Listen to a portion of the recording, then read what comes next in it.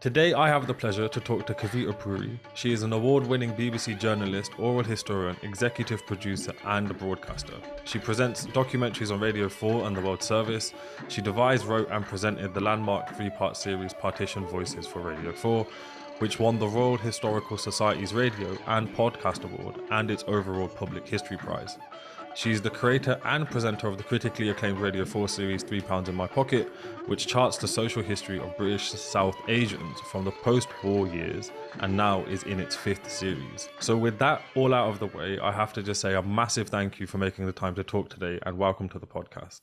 Oh, honestly, I'm so happy to be here with you. I'm a big fan. No, not a problem. We were just talking obviously off air about kind of the reasons why kind of we do the work that we do, and I think, and I'm sure a lot of people listening to this can relate, which is we all kind of want to know a little bit more about our past, and obviously it helps inform our identity. And so with myself, I was explaining like my family history isn't as straightforward as most people would think it is, and then you come to those points where you can't go back further. Like I can't go back, say, more than 3 or 4 generations on my dad's side of the family, and so there's almost wants or almost kind of fires me up to then kind of do some of the work that I do, because I'm always trying to find bits of information that may lead me down to a rabbit hole.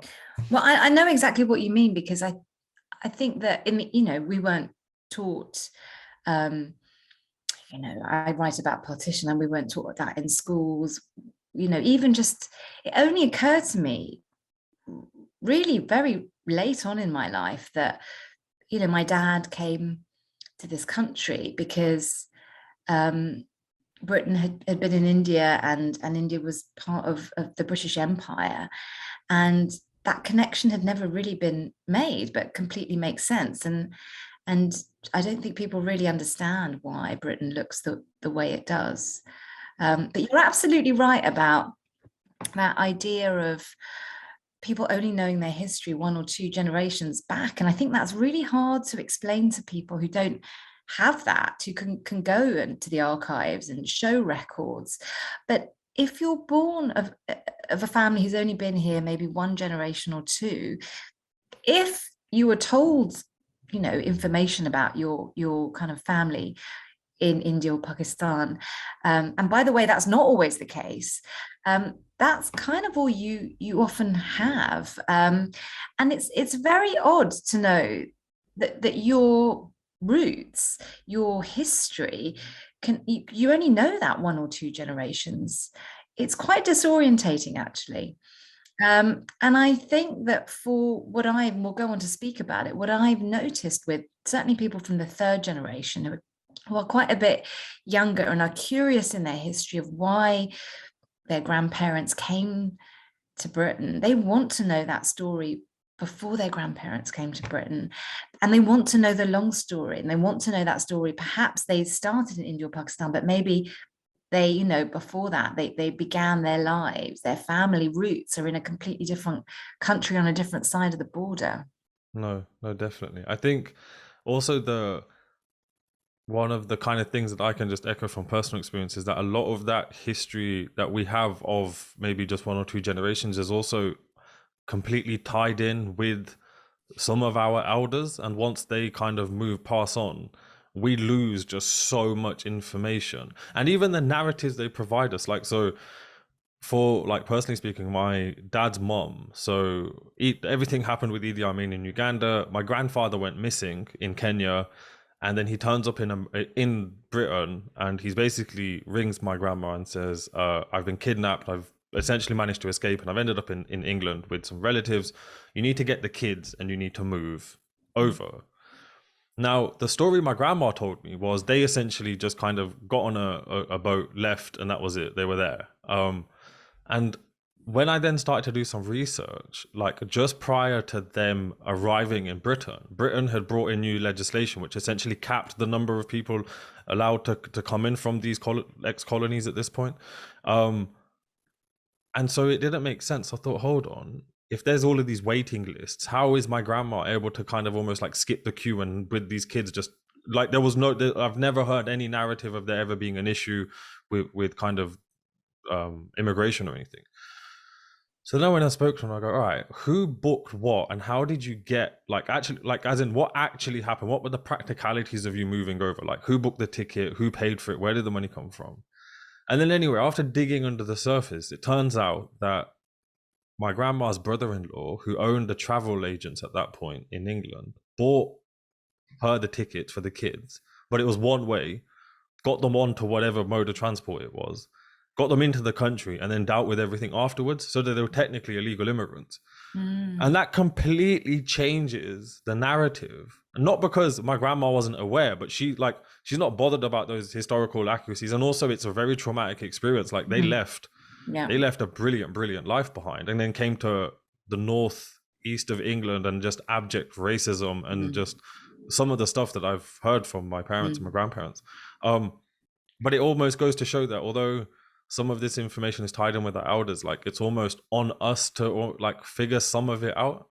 Yeah, but I think the most important thing is to record it while you can, because that generation, I mean, they're so elderly now, and they hold the keys to our own personal histories as well as being extraordinary stories. And I think that you just have to record it, and then you can do your investigations. But remember, memories all these years on, whoever's telling them, they're always going to be colored and shaped and changed. I mean, you have to bear that in mind, but you just need to record it. And I would say that for immigrant families, or families who've settled like 1, 2, 3 generations ago, that history is really important, because you're already dislocated from the place that you came from, and it's not like you have many generations in this land. And so it's really important to know what your history is. And I think that one of the great things about being British is you can feel many things in Britain. You can feel British, you can feel South Asian, you can feel, for example, Punjabi, you can feel like a Yorkshire, but like a tie to Yorkshire. You can feel many things, and I think that it's just adding a layer to that. Yes, definitely. I think we're gonna end up kind of just diving into the book before we kind of find out more about you. So I'm gonna just try and slightly turn us back a little bit, which is, so one thing that I always like to do before diving into kind of the subject matter is finding out more about our guest. And one thing that I found fascinating was obviously reading the chapter about your father, and then how that kind of ties in with yourself and kind of your own personal identity and history. And let alone, it's just a fascinating story. So, and again, I always get asked, like, where do you want me to start? Which is wherever you feel like, but like, who is Kavita Puri in kind of in a nutshell, so to speak? Where do I start? So my mum and dad, my dad came over in 1959 from India, but was originally from Lahore. So he made that migration journey during partition when he was 12. My mum came over a couple of years later, and they got married, and they're both Punjabis, and I grew up in Kent, and always wanted to be a journalist, but I got a little sidetracked for a while via the law. Don't we all? Don't we all, exactly. And I am a journalist. I love being a journalist. I always dreamt when I was a kid of working on Newsnight, and I worked on Newsnight for many years, really happily. And I suppose what I've always been drawn to are untold stories, stories that we don't often hear of. And so now I make radio documentaries and TV documentaries. But I suppose there was this big thing that I had felt had been really untold. And it began not with partition. It began with recording the testimonies of people who had come from the Indian subcontinent in the early post-war years. And I was doing all these interviews, and I was making a couple of series, and I just couldn't understand why they kept talking about partition. I was like, no, we're in Britain now, and it's the 50s, and now we're talking about the 60s. And they kept like saying things like, it was amazing because I'd heard about what it was like to meet a Hindu, and then I came to Britain and I met a Hindu, and I was like, okay. And then they would say things like, when people started coming from East Africa, they'd say we'd take people in because we remembered what it was like to live through partition, and then, and so this thing, this partition, kept coming up. Anyway, so I did some research, and it had always been kind of in the back of my mind, but it was not something that anybody really mentioned, definitely not mentioned at school. And as the 70th anniversary was approaching, I was really conscious that actually maybe we should, maybe I should try and collect these stories, because if we're the 70th anniversary, people are really old. And so I suppose that's how I started. And so I suppose I've become, as you say, an oral historian. I never intended to be, but I have been collecting these testimonies now over 10 years, not just partition testimonies. And I don't know, I find it one of the great kind of privileges of my life that people will tell me their incredible stories. By the way, people don't think they're incredible stories, but I think they are. That's true. That is true. One question that I have, which is kind of a little bit on a tangent, which is like, so when I did my history degree, and also like once I left, there was always this push that like you could very easily get into journalism if you've done a history degree. It's almost like one of the career paths that you could take. Yeah. Where do you think the distinction is between journalism and being a historian? Well, so what I would say is, it depends for the kind of things I'm doing, which is recording testimonies. I do feel it is a journalistic endeavor, but it is also, I suppose, it is the kind of work an oral historian does. There are similarities and there are differences. So in finding interviewees, it's the same as you would if you were a journalist. Although when I was looking for partition interviewees, I never approached people personally, because I was very aware that these are really traumatic testimonies, and I didn't feel that I had the right to approach people. So I did call outs on, radio, Punjabi radio. We spoke to faith leaders, local journalists, and then people got back to us. And then we would do kind of pre-interviews, and we were selecting people. But I think that the similarities are when you're trying to make people feel at ease. It's you do an interview in their home, you ask people if they want their family members there. What I would say is different, and it's quite an important difference, is that particularly with the partition interviews, which are quite traumatic, I actually had to kind of close down my journalistic instincts, that if I felt it was too much, I would say, please don't. We can stop this interview. And if they got upset, I didn't want particularly, to keep recording. I felt a huge duty of care to them. I wasn't, desperate to have them crying on a recording. And I always said to them after the interview, if there was anything they wanted me not to include, I wouldn't, because it's their story.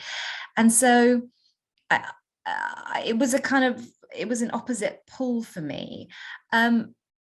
And also, I think with oral history, of course, and when I did my book, I did very much verify certain facts, but I can't verify everything. And with oral history, you have to be very upfront about many things, like my own biases, like the bias of the person talking, the fact that these interviews are done 70 years on, things are misremembered.